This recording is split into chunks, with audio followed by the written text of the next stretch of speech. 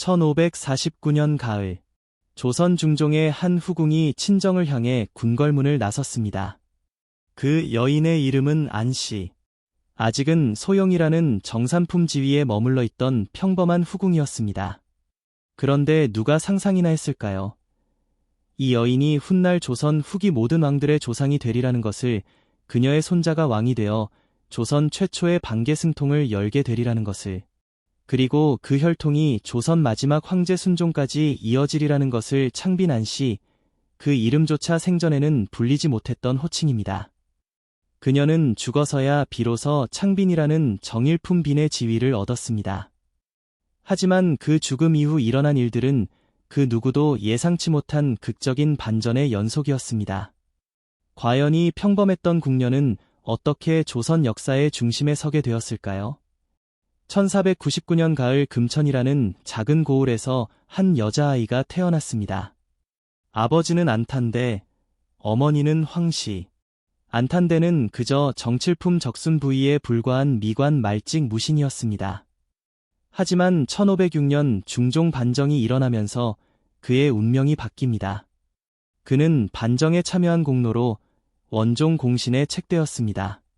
그러나 여전히 미미한 존재였습니다. 훗날 창빈이 된 안씨조차 그때는 그저 하급 무신의 딸에 불과했습니다. 1507년 살이 된 안씨에게 인생을 바꿀 기회가 찾아옵니다. 궁녀 선발에 뽑힌 것입니다. 아직 어린 나이였지만 생김새가 단정하고 행동이 정숙했던 그녀는 궁녀되었습니다. 그런데 놀라운 일이 벌어집니다. 그녀가 배정받은 곳이 바로 정연 대비전이었던 것입니다. 정연 대비 윤씨 성종의 계비이자 중종의 어머니였던 이 여인은 궁중에서 가장 존경받는 인물이었습니다. 그런 정연 대비가 어린 안씨를 각별히 아꼈습니다. 직접 경서와 사기를 내려주며 공부를 시켰고 왕실의 법도와 이해법을 가르쳤습니다. 마치 자신의 딸을 키우듯 정성을 다했습니다. 이 아이는 범상치 않구나. 정연 대비는 종종 이렇게 중얼거렸다고 합니다. 안는 총명하면서도 겸손했고 무엇보다 마음이 착했습니다. 다른 궁녀들과 다투는 일이 없었고 맡은 일은 묵묵히 해냈습니다. 정연 대비는 점점 이 아이에게 특별한 애정을 느끼게 되었습니다. 세월이 흘러 1518년, 안씨는 어느덧 20세의 아름다운 여인으로 성장했습니다.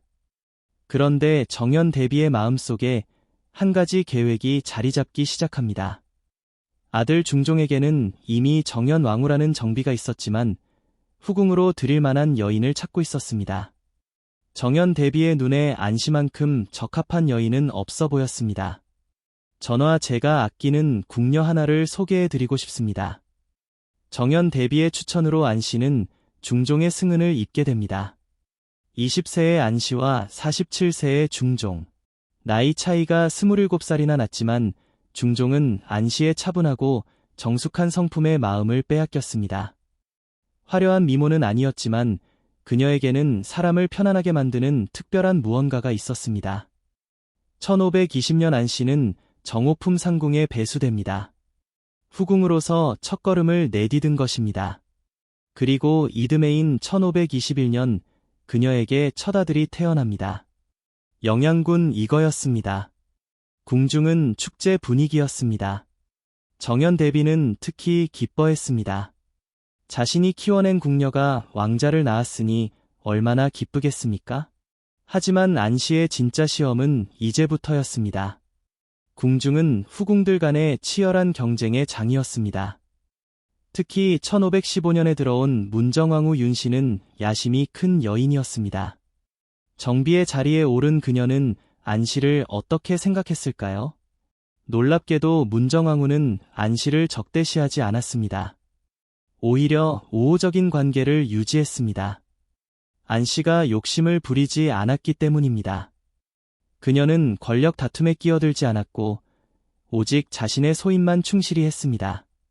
이런 안씨의 모습을 문정왕후도 인정할 수밖에 없었습니다. 1526년 안씨는 딸 정신옹주를 낳습니다.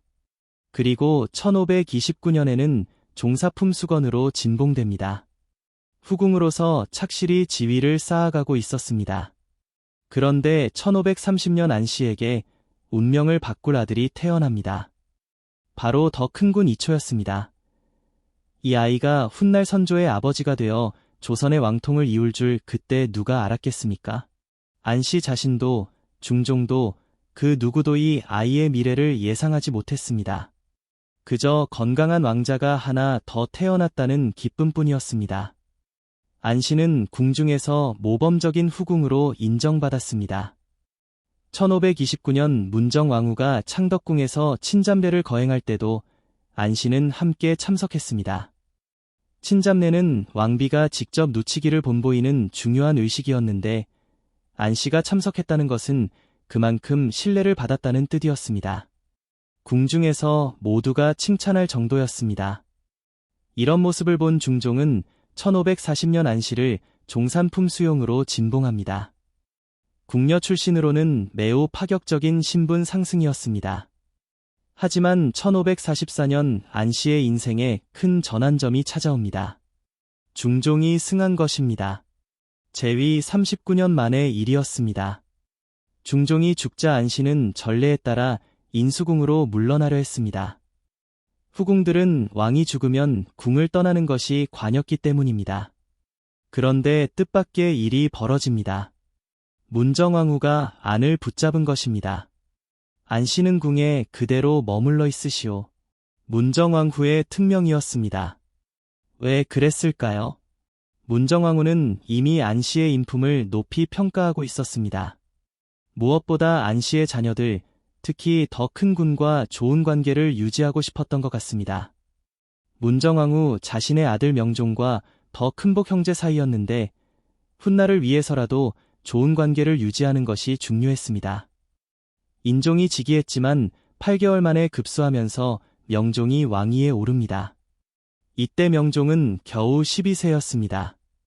문정왕후가 수렴 청정을 하게 되었고 안씨는 계속 궁에서 지내게 됩니다. 명종과 더 큰 군 그리고 더 큰 군의 아들들과 안씨의 관계는 점점 더 돈독해졌습니다. 1549년 가을 앉는 친정을 방문하기 위해 궁을 나섭니다. 그런데 그것이 마지막이 될 줄 누가 알았겠습니까?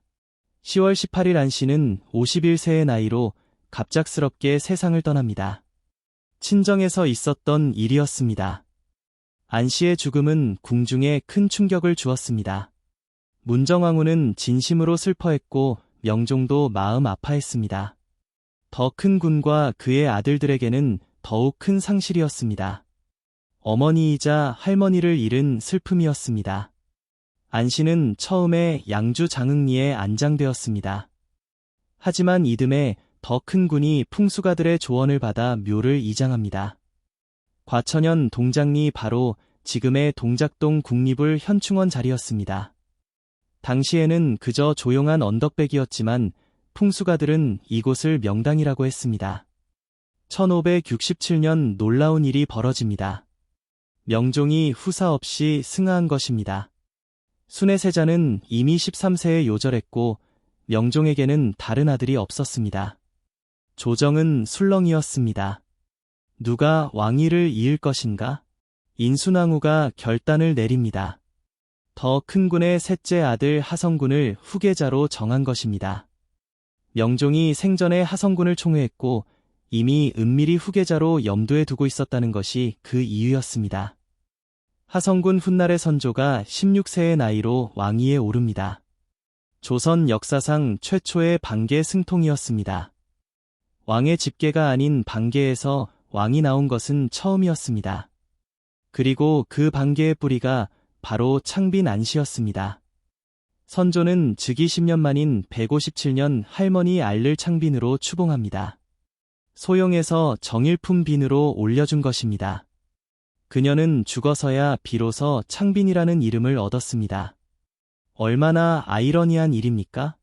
생전에는 그저 평범한 후궁이었던 여인이 죽은 후 조선 왕실의 조상이 된 것입니다. 하지만 선조의 신분 콤플렉스는 극심했습니다. 자신이 서울 출신이라는 사실을 늘 부끄러워했습니다. 1578년 더 대원군 사당의 이름을 정하는 논의 중에 경영관 허봉이 창빈 안씨를 첩일하고 칭하자 선조는 불같이 화를 냅니다. 정분이 바르지 못하면 말이 순하지 않습니다. 전하께서 안빈을 우리 조모라고 하시는 것도 매우 잘못입니다. 비록 대원군이 계시더라도 정모에 앞전되어 감히 자기 어머니에게 어머니라고 부르지 못하는 법인데 더구나 전하께서는 대궐에 들어와 대통을 이어받으셨으니 어찌 감히 조모라고 일컬을 수 있겠습니까? 허봉의 이 말에 선조의 분노는 하늘을 찔렀습니다. 좌의정 홍섬이 겨우 변호하여 선조의 진노를 가라앉혔을 정도였습니다. 자신의 할머니를 첩이라고 부르는 것을 도저히 참을 수 없었던 것입니다. 이 일화는 선조가 얼마나 깊은 신분 콤플렉스에 시달렸는지를 보여줍니다. 하지만 동시에 창빈 안씨에 대한 선조의 애정도 드러냅니다. 비록 생전에 만나지는 못했지만 선조에게 창빈 안씨는 소중한 할머니였습니다. 창빈 안씨의 묘는 처음에는 비석도 없었습니다. 후궁의 묘는 원래 신도비를 세우지 않기 때문이었습니다. 하지만 130여 년이 지난 1681년 숙종이 특별한 명령을 내립니다. 창빈의 묘에 비석이 없다니 이것이 말이 되는가? 낭원군 이간의 상소가 계기였습니다. 그는 창빈 안씨가 더대원군을 낳아 조선 왕조의 매글이었는데 묘도에 비조차 없다고 아뢰었습니다. 숙종은 즉시 신도비 건립을 명했습니다. 예조판서 신정이 비문을 짓고 판돈부사 이정영이 글씨를 썼습니다. 조선 왕조의 맥을 이었다는 공을 인정한다. 후궁의 묘에 신도비가 세워진 것은 매우 이례적인 일이었습니다. 하지만 창빈 안씨는 외외였습니다. 그녀 없이는 조선 후기에 왕통이 존재할 수 없었기 때문입니다. 창빈 안씨의 후손들이 조선의 왕위를 이어간 역사를 살펴보면 정말 놀랍습니다. 선조 이후 광해군 인조, 효종, 현종, 숙종, 경종, 영조, 정조, 순종, 헌종, 철종, 고종, 순종까지 모든 조선의 왕들이 창빈 안씨의 직계 후손입니다. 360여 년 동안 조선의 왕통을 이어온 것입니다. 만약 창빈 안씨가 없었다면 어떻게 되었을까요? 명종이 후사 없이 죽었을 때 누가 왕위를 이었을까요? 아마도 다른 종친 중에서 왕이 나왔을 것입니다. 하지만 역사는 창빈 안씨의 손자 선조를 선택했습니다. 그리고 그 선택이 조선 후기 360여 년의 역사를 만들어냈습니다. 창빈 안씨의 묘가 있는 동장리는 후에 더욱 특별한 의미를 갖게 됩니다. 1956년 국립을 현충원이 건립되면서 창빈 안씨의 묘역은 현충원 안에 포함되었습니다. 그런데 신기한 일이 벌어집니다. 창빈 안씨의 묘 주변에 대한민국 대통령들의 묘가 들어서기 시작한 것입니다. 이승만, 박정혜, 김대중, 김영삼 4명의 대통령이 창빈 안심 근처에 안장되었습니다. 조선 시대왕들의 조상 곁에 대한민국 대통령들이 잠든 것입니다. 마치 창빈 안씨가 조선의 왕들뿐만 아니라 대한민국의 지도자들까지 보살피고 있는 것 같습니다. 풍수가 들으니 자리를 두고 흥미로운 이야기를 합니다. 이곳은 분명 국왕을 내는 명당이지만 동시에 큰 풍파를 몰고 오는 자리라고 합니다. 창빈 안씨가 이곳에 안장된 후녀의 손자가 왕이 되었지만 그 후 임진왜란이라는 큰 재앙을 만났습니다. 정유재란까지 7년간의 전쟁으로 조선은 폐허가 되었습니다. 박정혜 대통령도 이곳에 안장된 후 그의 딸 박근혜가 대통령이 되었지만 결국 탄핵으로 물러나야 했습니다. 권력을 주지만 동시에 시련도 함께 주는 묘자리인 것 같습니다.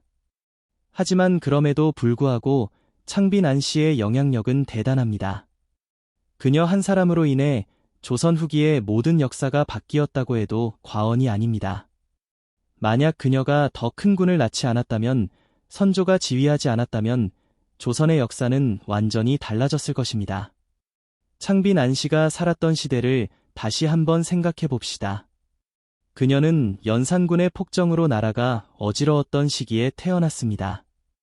중종 반정으로 새로운 희망이 생겼지만 여전히 정치적 혼란이 계속되었습니다. 사화가 연이어 일어나면서 수많은 선비들이 목숨을 잃었습니다.